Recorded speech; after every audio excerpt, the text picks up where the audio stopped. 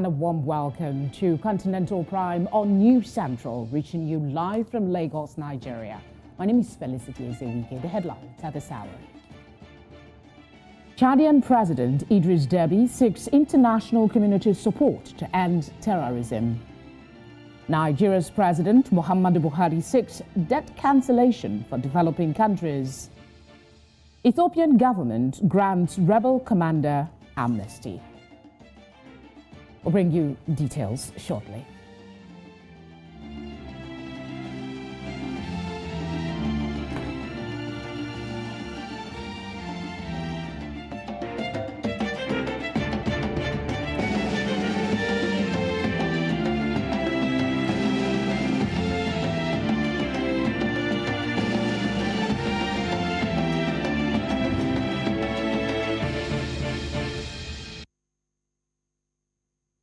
For viewers across Africa and the rest of the world, this is Continental Prime on News Central. The news begins in Central Africa. Chadian President Mohamed Idris Deby Itno has urged the international community to join efforts in ending terrorism. He made this remark at the United Nations General Assembly. Deby Itno also urged the leaders to review their response approaches in the face of terrorism in the region. Le Tchad, qui partage avec la Libye plus de 1000 km de frontières communes, est lié à ses pays frères et voisins par l'histoire, la géographie et la culture, voire par les liens de sang, subit de plein fouet les conséquences de la crise libyenne en termes d'attaques armées récurrentes lancées depuis le sud de ces pays. La dernière agression dont le Tchad a été la cible entre le 11 et 29 avril dernier, qui a causé la mort de l'ancien président Feu Idriss Deby Itno, en est leur développement. Les sacrifices consentis par la force du G5 Sahel et la force multinationale mixte contre Boko Haram dans le bassin du lac Tchad sont énormes, mais les périls persistent et continuent de faire des ravages, plongeant les populations civiles innocentes dans la désolation et le désespoir. Face à cette menace qui transcende les frontières et met à rude épreuve nos capacités individuelles de réaction, nous devons revoir nos approches de riposte et mutualiser nos efforts pour des réponses plus adaptées à l'évolution du contexte et des défis sur le terrain. In the meantime, Nigeria's President Muhammadu Buhari on Friday addressed the world leaders at the 76th session of the United Nations General Assembly. He highlighted the efforts of the Nigerian government in tackling the issues of insecurity, fight against COVID-19 pandemic, climate change, and improving the economy, among others. Buhari also called for urgent consideration of debt service suspension or outright cancellation to all developing countries facing fiscal and liquidity challenges. Nigeria has spared no effort in addressing the challenges of terrorism posed by the activities of Boko Haram in northeast Nigeria, the Lake Chad region, as well as banditry in the northwest and north central. Exemplary practitioner of multilateral cooperation. I am speaking of Chancellor Angela Merkel of the Federal Republic of Germany. As she exits the stage, we wish her well. I would like to reiterate my call for a fairer and more equitable distribution of vaccines in all countries so that together we can fight and contain the pandemic. In this regard, I would like to reiterate that as leaders of our individual member states, we need to adhere to constitutional provisions of our countries, particularly on term limits. This is one area that generates crisis and political tension in our sub-region. In Nigeria, Boko Haram, terrorist group, though fragmented by internal strife and weakened by our defense forces, is still active and preying on soft targets. Nigeria will continue to work closely with United Nations counter-terrorism bodies and entities with a view to bringing this scourge to an end. Mr. President, no reform of the United Nations system is more urgent than that of Security Council.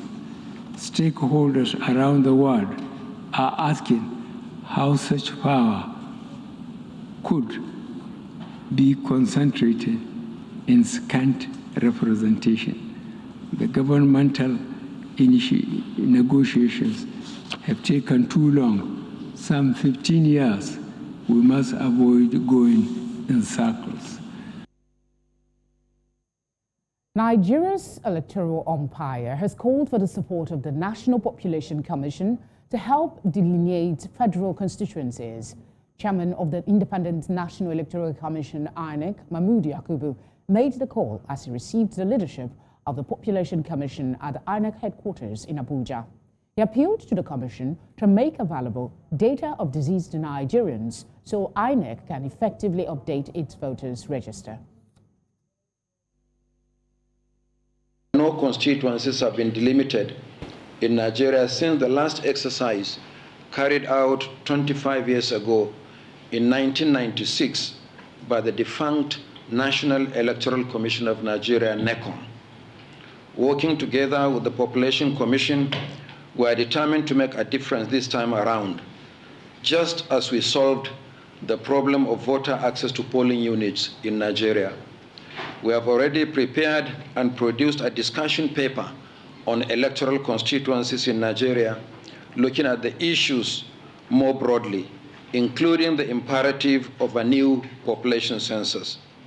Therefore, I wish to once more appeal to the chairman of the National Population Commission, in your capacity as the Registrar of Birth and Death in Nigeria, to periodically avail us of the data of deceased Nigerians so that we can use the official information from your commission to further clean up the voters' register. Perhaps you may wish to start by availing the commission, that is INEC, the list of prominent Nigerians who have passed on, civil and public servants compiled from the official records of ministries, departments, and agencies, and other Nigerians from hospital and funeral records across the country. For the past 16 years,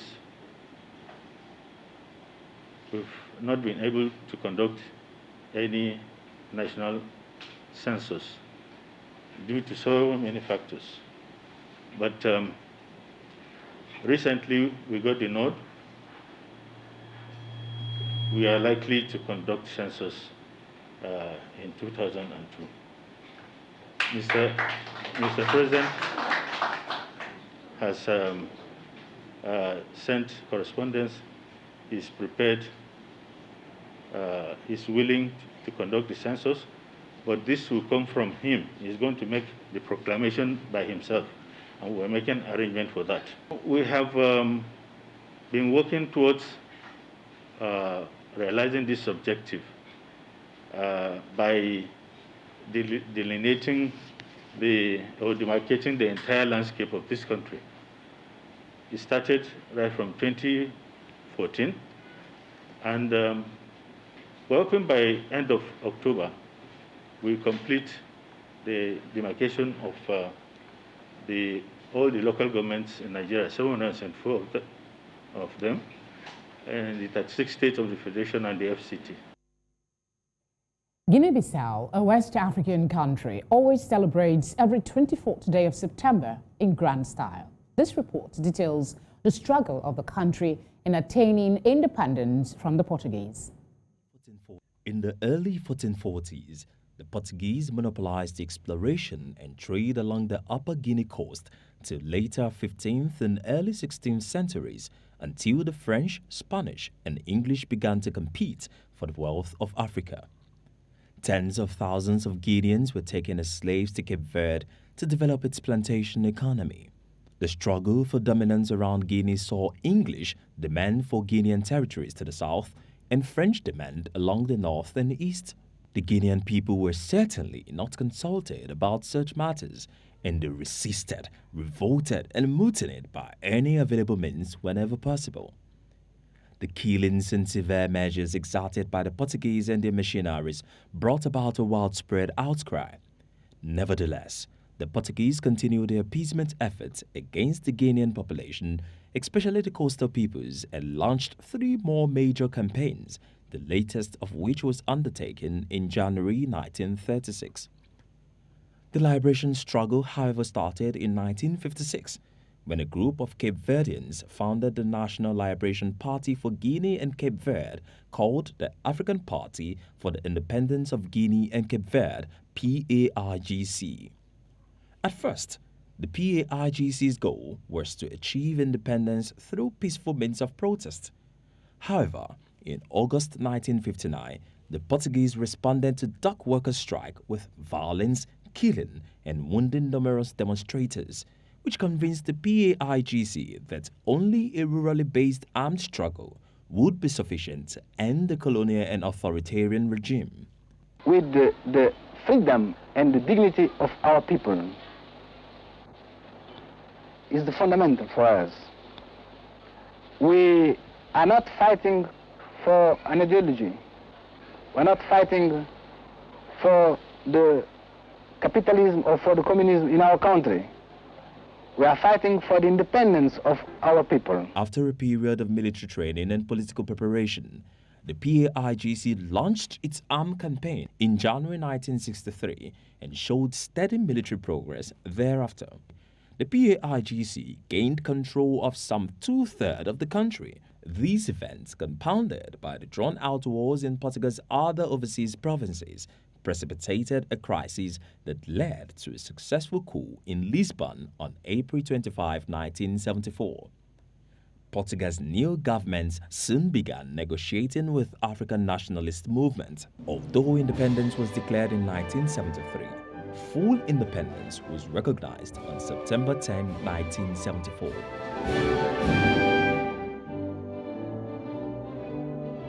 Upon independence, the name of its capital, Bissau, was added to the country's name to prevent confusion from Guinea, formerly French Guinea. Years after independence, Guinea-Bissau struggles with history of political instability, and only one elected president, José Mário Vaz, has successfully served a full 5-year term before the current president, Umaro Sissoko Embalo, was elected on 29 December 2019.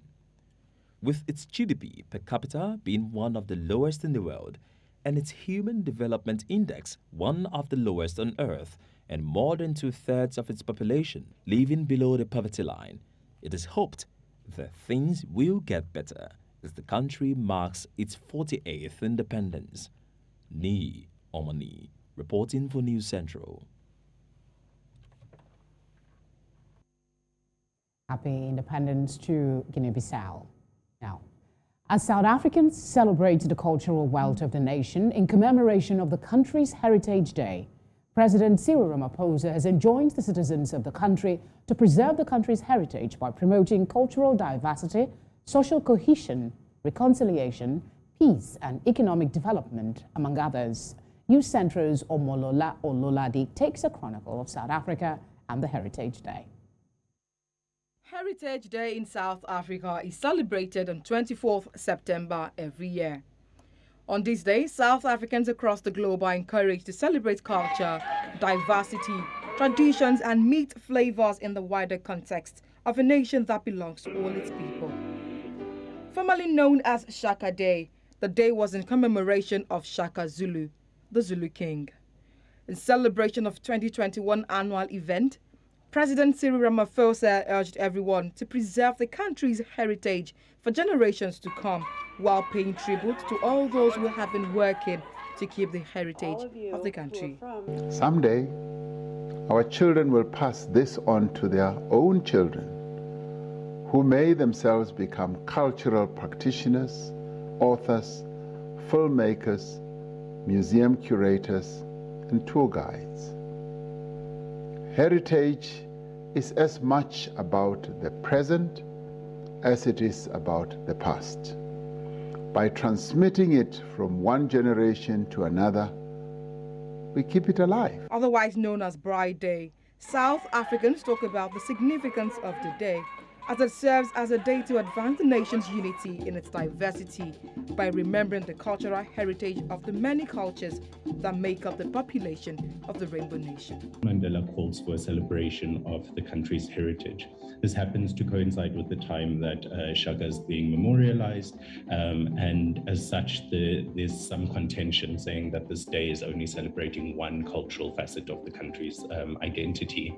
And so it's then decided that Heritage Day should instead be all-inclusive, celebrating the country's multiple cultures, languages, and the very generous history that South Africa has across racial groups, linguistic groups, and traditions and cultures. If you were here, you get to see Wibrai, something similar to what you call Suya in Nigeria, where white, black, everyone comes together. You can't just be going to a group, a place where you see people gather. You're free, you're welcome to eat with us, share what we have, anyone. So it's more cross kind of testing cultures, adopting and celebrating everyone's uniqueness. It's celebrated, it's appreciated. Despite the challenges bedeviling the country, such as the social economic hardship that has been amplified by the pandemic, the violence that continues to cast a pall of fear on the people of South Africa.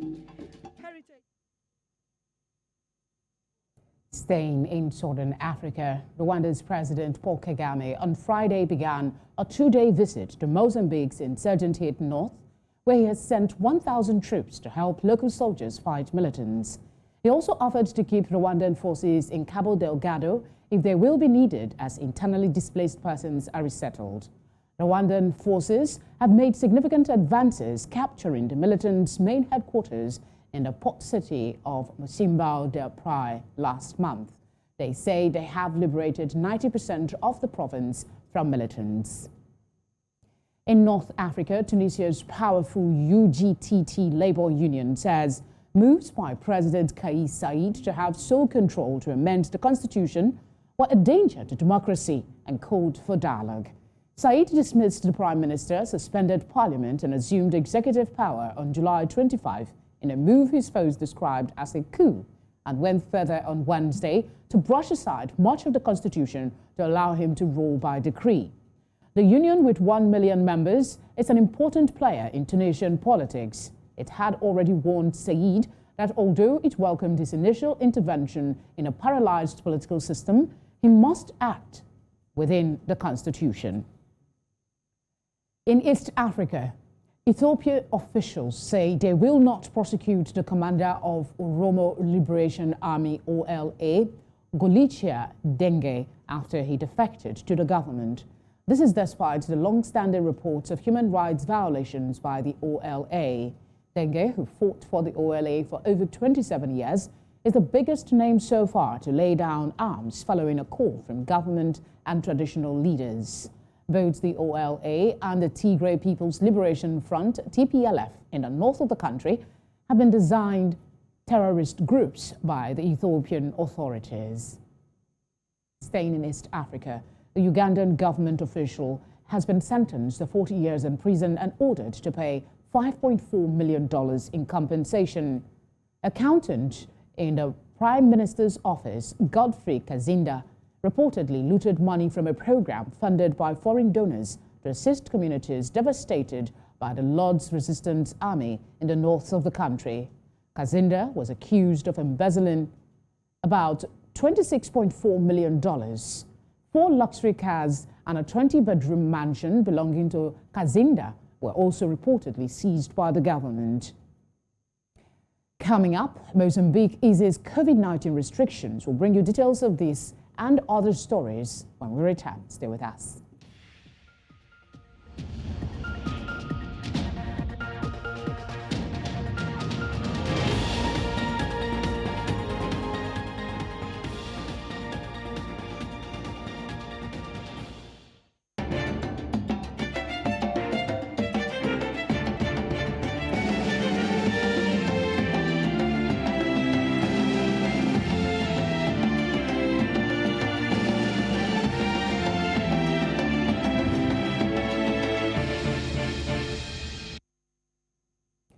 Now to a continued coverage of the coronavirus across the continent.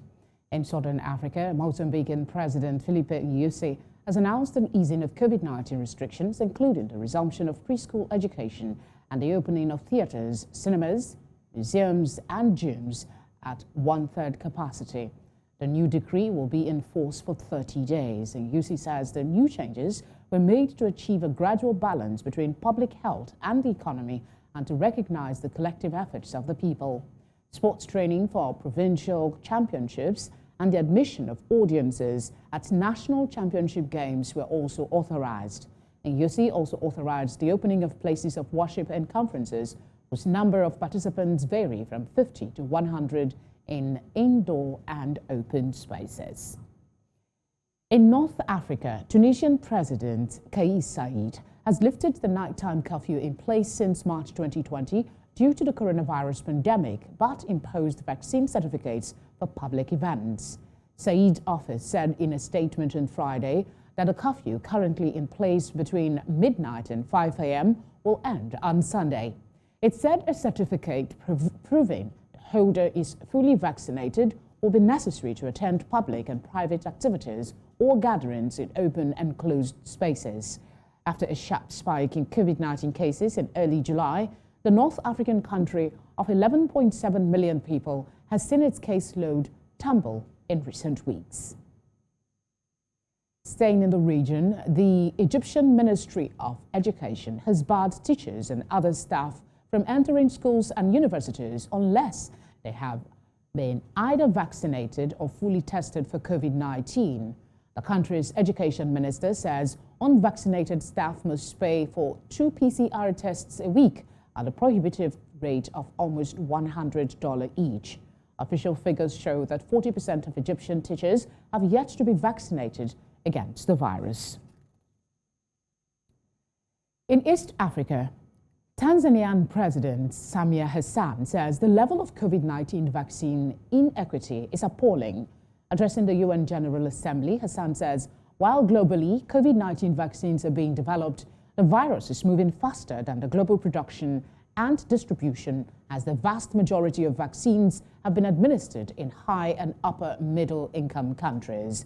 She adds that with the current pace, it is less likely that Tanzania will meet the WHO's threshold of vaccinating at least 40% of people in every country by the end of 2021 and at least 70% by the first half of 2022. The level of vaccine inequity that we see is appalling. It is truly disheartening to see that whilst most of our countries have inoculated less than 2% of our populace and thus seek more vaccines for our people, other countries are about to roll out the 3rd dose, calling it booster vaccine.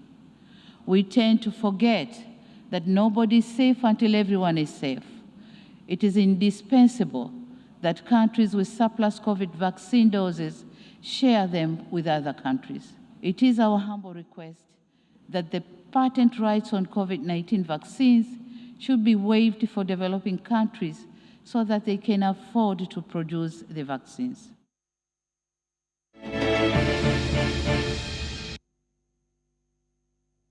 Still ahead, climate change activists protest in German cities. More on this when we return.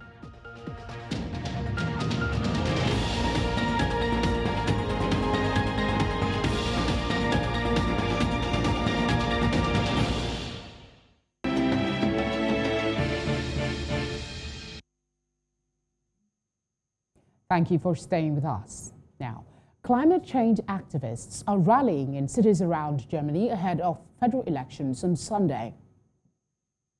Swedish campaigner Greta Thunberg told a gathering of protesters in Berlin that no political party is doing enough. The activists are calling for Germany to do more to limit global heating to 1.5 degrees Celsius and to end the use of coal for power generation by 2030 instead of 2038. Climate change has been a central theme in the election campaign. In July, record floods swept western Germany, killing more than 180 people. However, This fails to translate into greater support for the Green Party, which is running third in opinion polls at about 15%.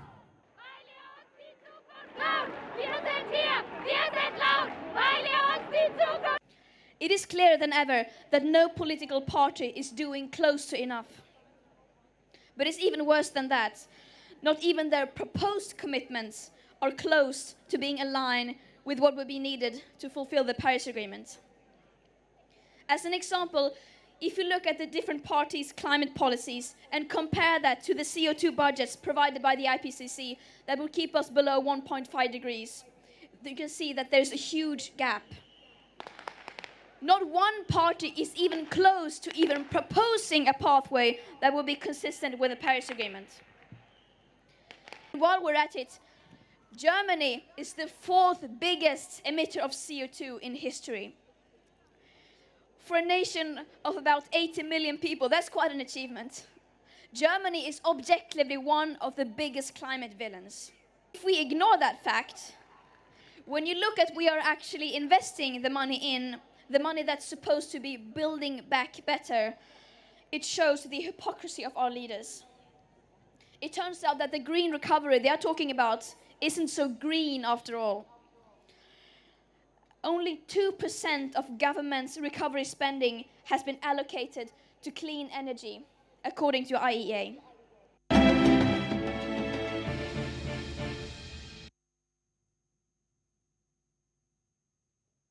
The Nigerian government has expressed willingness to improve trade relations with the Islamic Republic of Iran. This follows high-level talks between the Nigeria's Minister of Foreign Affairs, Geoffrey Oyema, and his Iranian counterpart, Hossein Amir Abdullahian, on the sidelines of the ongoing 76th session of the United Nations General Assembly in New York, United States.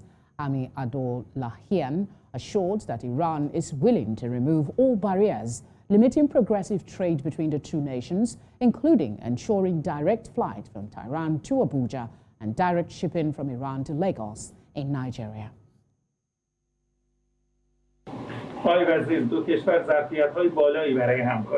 Mr. Minister, as you do know, both countries have very high capacities for mutual cooperation. اما سطح مناسبات اقتصادی و تجاری ما متناسب با سطح همکاری‌های سیاسیمون نیست. But as you touched upon ever so briefly earlier, the level of trade collaboration and cooperation between our two countries is not at a satisfactory level, particularly when we look at the level of political cooperation that thankfully does exist between the two of us. بخش خصوصی و تجار دو کشور علاقمند هستن همکاری‌هاشون رو توسعه بدن. And of course, as you do know, Your Excellency, the private sector from both of our respective countries are very keen on developing and progressing their ties with one another. And currently, in order to realize the desired higher volume and commercial trade between our two countries, we are seeking and studying how to best establish direct shipping routes from our country to yours. We have no issues or challenges whatsoever in completely removing any type of duties that exist that may hamper the progress of trade between our countries. We stand ready and willing to swiftly review in depth our previous agreements, activate them where possible, and also to establish and stand up as soon as possible the Joint Economic Commission in Tehran. The bilateral relations, as I started to say, and as you have mentioned, is something that is we give high priority to. Relations with you. As you've pointed out, the Joint Commission, which was just postponed, waiting for the election results. Hopefully we're having it by the end of this year, possibly. And this will be a very good framework for us to really identify those key areas that can relaunch the relations and take it to a different level between our two countries. And I think you make an excellent point. The private sector have to drive that trade relations, and we have to facilitate as government for them to meet themselves and chart a roadmap for this. In the meantime, the Nigerian government says it is working to attract tourism to Nigeria from the Caribbean and improve trade relations. This was made known in the nation's capital, Abuja, by officials of the Nigeria-Dominican Republic Business Exchange. The exchange, under Nigeria's Ministry of Trade and Investment, says that efforts are being made to establish a tourism channel expected to transform the nation's tourism sector. They also criticized current trade volume between Nigeria and Dominican Republic, saying it is not commensurate with the potentials of both nations. We've been mandated by the Ministry of Trade and Investment to set up this, and that is why we're here. We've today officially set up the board and to actively commence the process, which will enable us to set up office here in Nigeria and office there in Dominican Republic. We should attract this tourism to Nigeria. We should bring them to Nigeria, and if the airway process can be open, the Caribbean can come in here just within 6 hours. They're in Nigeria, and imagine a fleet that can take you. I mean, a transport means that can take you within 6 hours. You are in your destination. That's the best place to go. So I would love us to open this tourism channel between Nigeria and Dominican Republic. If you look at our trading volumes, it's not commensurate with our potentials. And during our research, we found out that the Caribbean is completely blank. Population there is a very friendly one. We have what they need, they have what we need. This is the reason why we need to go into collaboration to trade. We just have to trade to survive. Let's now join Tolulokwe Adeleru Balogun for the rest of the business news.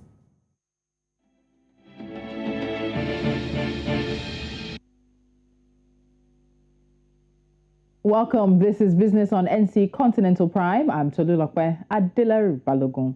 Royal Anglo-Dutch oil major Shell has completed the sale of its upstream assets in Egypt's Western Desert to a consortium including Egyptian player Chevron Petroleum Corporation and the UK's Cairn Energy.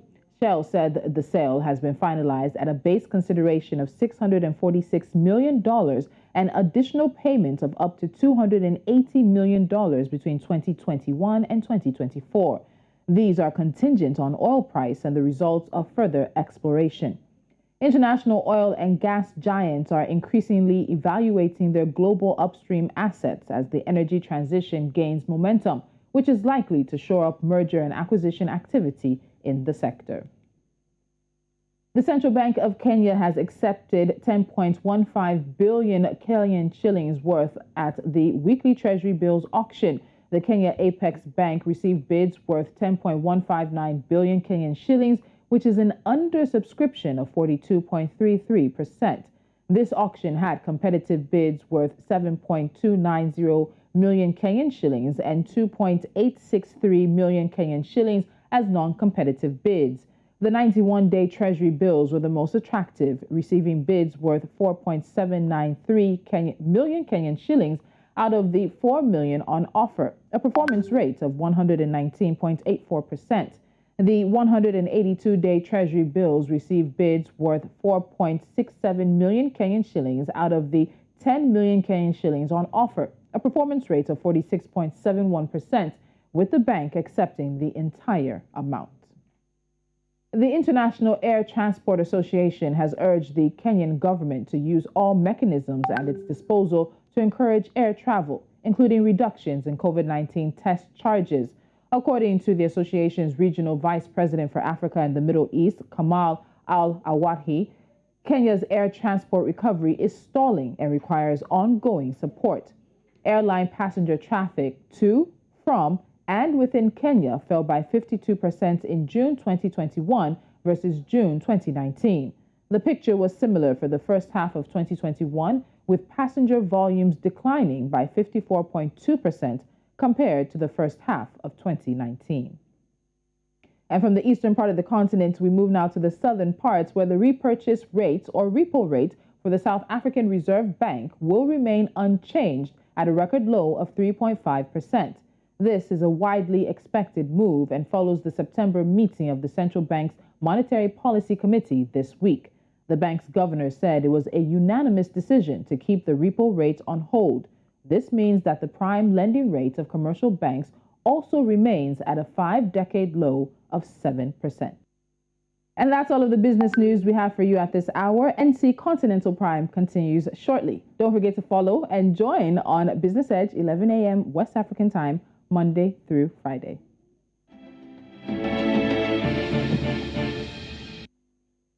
Thank you, Tolu. Now, female soldier punishes corps member in Nigeria. For more on this and other trending stories across the continent, we now join Blessings Mosugu.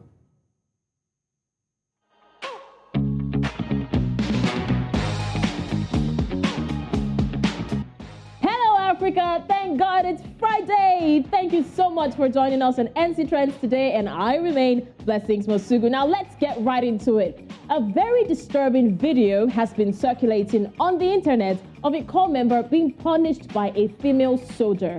Now, as punishment for whatever offense it was, the soldier was seen bathing the corps member with an unknown substance. You can check out the video on News Central's TV Facebook page. Now, it's not nice at all what she did, and this has sparked up different reactions on social media. Let's check out some of the reactions. Benedict Ugu says, "I'd rather die than face this humiliation, not me." Brendan Mba says, "If she's that strong, then let her go ahead and do that with Boko boys over there in Maiduguri." Another person, Abraham Ojonugwa Adama, says, "This is arrant nonsense. Does her offense deserve such punishment? Seriously, does it?"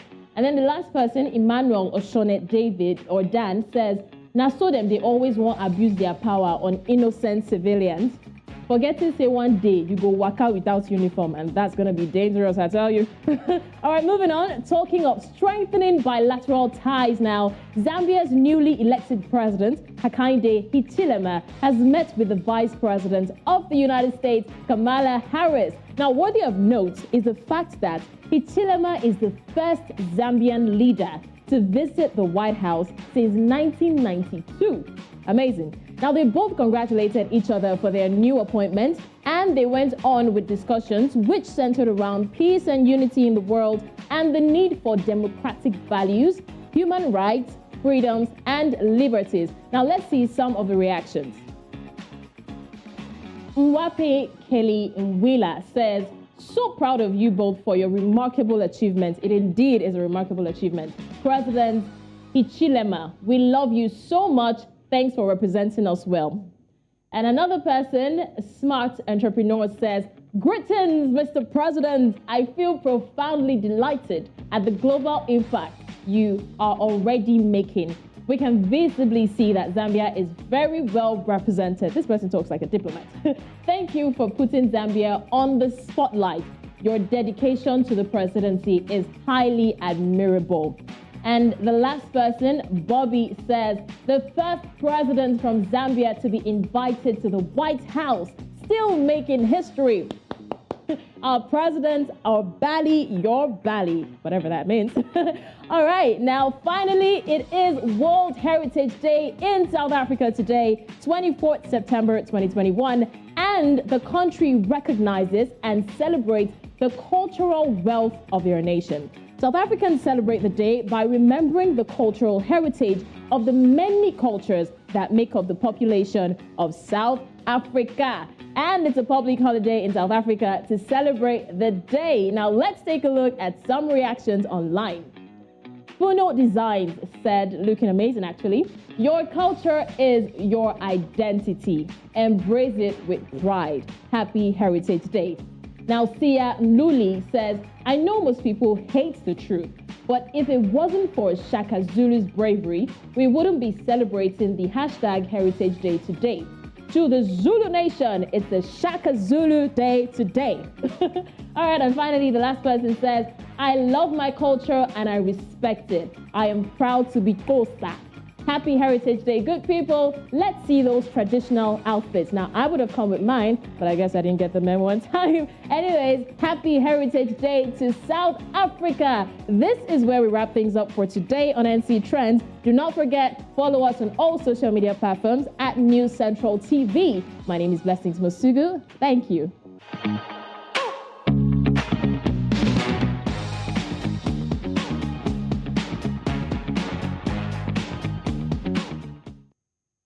Keeping up with that energy, let's go to sports. NFF records 0 case of COVID-19 in its professional league. For more on this and other sporting stories, we're now joined by Njoko. I don't know where that came from. Udoka, what happened? I really don't understand, but it's fine. It's fine. Good to see you, Felicity.